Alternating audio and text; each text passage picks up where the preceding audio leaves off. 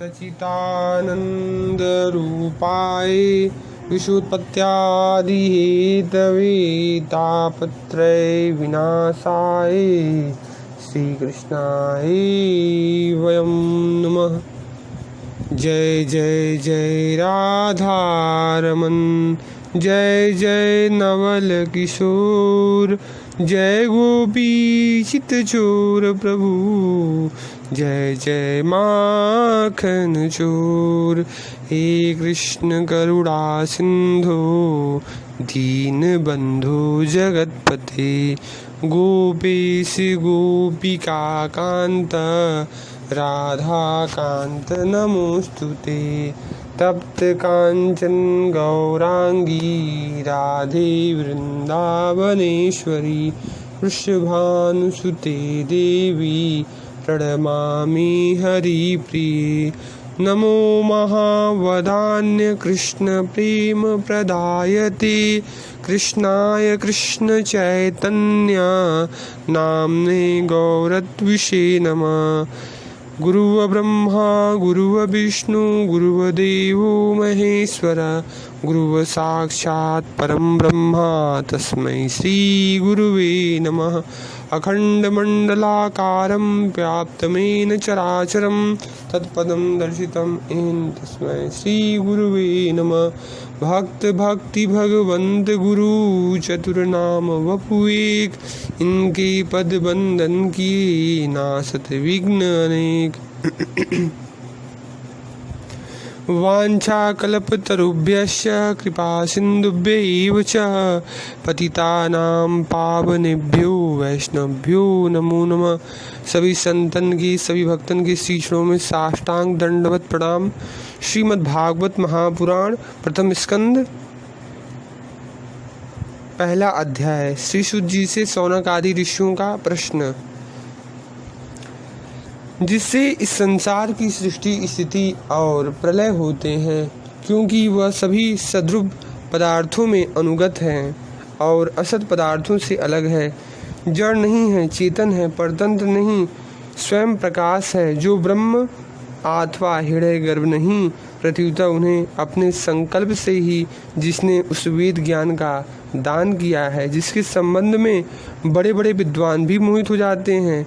जैसे तेजों में सूर्य रश्मियों में जल में स्थल का और स्थल में जल का भ्रम होता है, वैसे ही जिसमें यह त्रिगुणमयी जागृत स्वप्न सुसप्ति रूपा सृष्टि मिथ्या होने पर भी अधिष्ठान सत्ता से सत्यवत प्रतीत हो रही है, उस अपने स्वयं प्रकाश ज्योति से सर्वदा और सर्वथा माया और माया कार्य से पूर्णतः मुक्त रहने वाले परम सत्य स्वरूप परमात्मा का हम ध्यान करते हैं।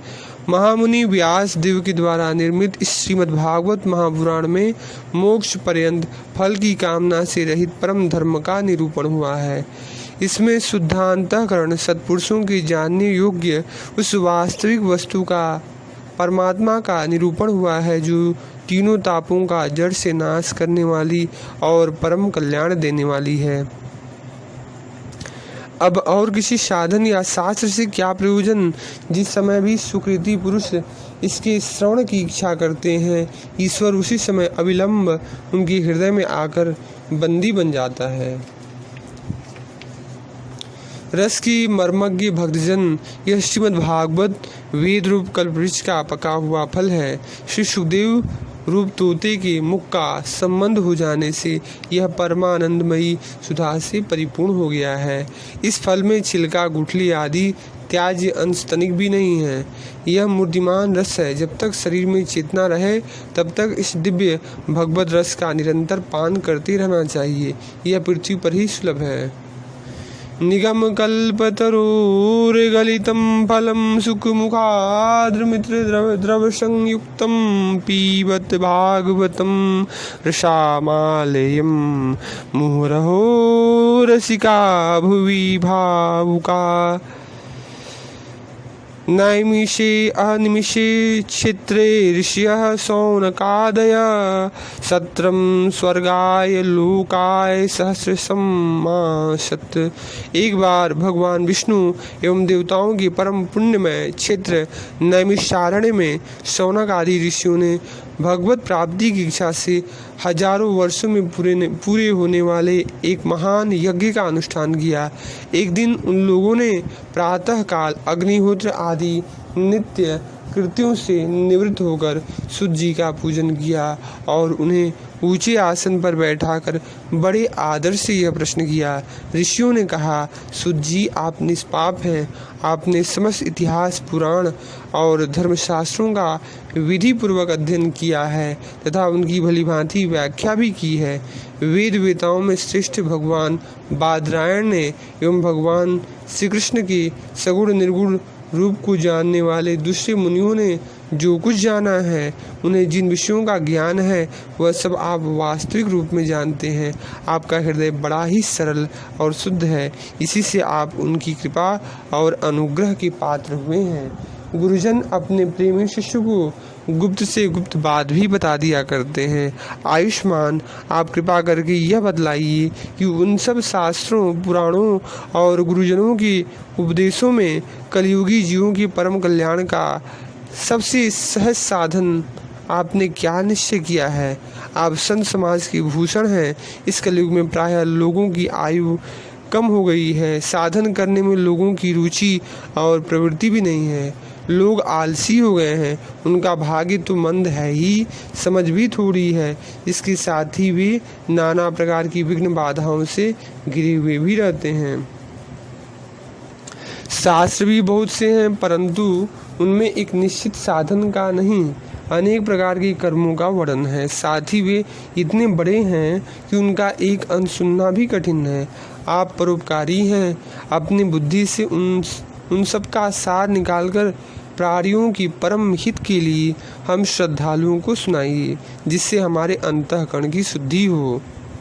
प्यारे सूर्य जी, आपका कल्याण हो। आप तो जानते ही हैं कि यदुवंशियों के रक्षक, भक्त वत्सल, कृपालु भगवान श्री कृष्ण वसुदेव की धर्मपत्नी देवकी के गर्भ से क्या करने की इच्छा से अवतीर्ण हुए थे। हम उसे सुनना चाहते हैं। आप कृपा करके हमारे लिए उसका वर्णन कीजिए, क्योंकि भगवान का अवतार जीवों की परम कल्याण और उनकी भगवत प्रेममयी समृद्धि के लिए ही होता है।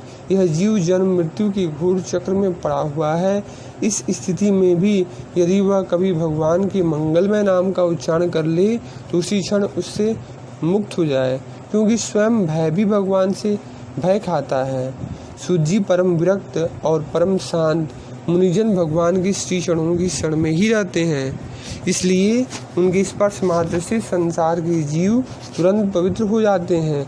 इधर गंगा जी के जल का बहुत दिनों तक सेवन किया जाए तब कहीं पवित्रता प्राप्त होती है। ऐसे पुण्यात्मा भक्त जिनकी लीलाओं का गान करते रहते हैं, उन भगवान श्री कृष्ण कलिमलहारी पवित्र यश भला आत्मशुद्धि की इच्छा वाला ऐसा कौन मनुष्य होगा जो श्रवण न करे। वे लीला से ही अवतार धारण करते हैं। नारद आदि महात्माओं ने उनकी उदार कर्मों का गान किया है। हम श्रद्धालुओं के प्रति आप उनका वर्णन कीजिए। बुद्धिमान सूर्य जी सर्वसमर्थ प्रभु अपनी योग माया से स्वच्छंद लीला करते हैं। आप उन श्रीहरि की मंगलमयी अवतार लीलाओं का वर्णन कीजिए। पुण्य कीर्ति भगवान की लीला सुनने से हमें कभी भी तृप्ति नहीं हो सकती, क्योंकि रसज्ञ श्रोताओं को पद पद पर भगवान की लीलाओं में नए नए रस का अनुभव होता है। भगवान श्री कृष्ण अपने को छिपाए हुए थे। लोगों के सामने ऐसा चेष्टा करते थे मानो कोई मनुष्य हो, परंतु उन्होंने बलराम जी के साथ ऐसी लीलाएं भी की, ऐसा पराक्रम भी प्रकट किया है जो मनुष्य नहीं कर सकते।